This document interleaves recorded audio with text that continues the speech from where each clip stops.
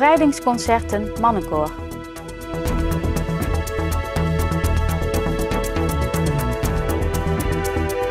Mannenkoor. Het is vandaag 20 maart. Dit is het Pela Maasjournaal. In het kader van 70 jaar bevrijding bereidt het Venrays Mannenkoor zich voor op een drietal concerten met als titel Sounds of Liberty. Gisteravond vond de wekelijkse repetitie plaats. Het Mannenkoor gaat bijzondere concerten doen. Wat voor concerten zijn het eigenlijk? Het zijn een drietal concerten die wij volgende maand gaan houden. Eentje in Overloon, eentje in Tilburg, eentje in Eindhoven in het kader van 70 jaar bevrijding. En wat voor muziek hoort dan bij 70 jaar bevrijding? Uiteraard elk optreden wat we doen heeft een bepaald repertoire. In dit geval uiteraard muziek die je kunt relateren aan bevrijding. Dat kan herdenkingsmuziek zijn, maar dat kunnen ook bewerkte stukken zijn. Dit jaar wordt er samengewerkt met het Koninklijk Tilburgs Mannenkoor Sint Cecilia en de Eindhovense Philipsharmonie. De twee mannenkoren staan onder leiding van dirigent Anton Kropwicek en de Philipsharmonie wordt gedirigeerd door Matti Sillessen. Nou, met de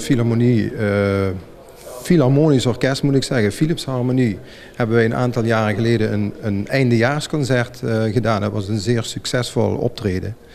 Dus die link die bestond al. En we hebben, beide partijen hebben uitgesproken dat ze graag nog een keer wilden samenwerken. Dat is één. Tilburgs Mannenkoor ben ik net een 1,5 jaar bezig en ik heb die contacten heb ik gelegd om dit programma 3 keer te kunnen zingen. Hoe staat het met de voorbereidingen dan bij het Venrays Mannenkoor? Ik denk dat wij heel ver zijn. Ik was zojuist bezig om de ensembles en solisten te studeren. En die gaan we nu, zoals dat zo chic heet, implementeren in het grote koor. En dat komt helemaal goed. Je hebt het net gezien, hè? Lekker gezonde stress. Het klinkt van geen meter, maar dat gaat allemaal goed komen. Hè? De dirigent zei het al, niet te vroeg pieken. Dat gaan we de 11e april wel doen. De 3 partijen hebben, ieder met hun eigen kwaliteiten en repertoire, een breed en boeiend programma samengesteld voor de komende 3 concerten. We hebben een klassiek gedeelte en eigenlijk popmuziek, zoals we dat eigenlijk al jaren doen. De mix van wat oudere stijlen gekoppeld aan nieuwe stijlen. Kunt u een paar nummers noemen?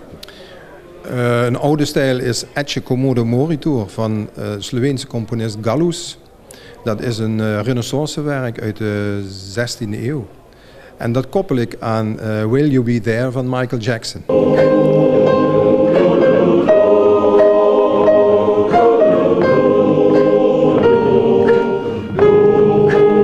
De 3 vredesconcerten onder de naam Sounds of Liberty worden gegeven op 11, 18 en 19 april in achtereenvolgens het Oorlogsmuseum Overloon, Eindhoven en Tilburg.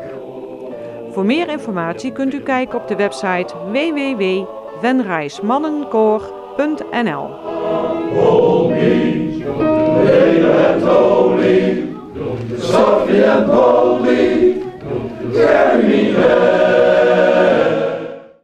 Tot zover dit Pela Maasjournaal. Deze uitzending wordt herhaald tot en met zaterdag 6 uur 's avonds. Om 7 uur is er een nieuwe uitzending van Venray in bedrijf aan tafel. Weer of geen weer, bij ons is het altijd vakantieweer.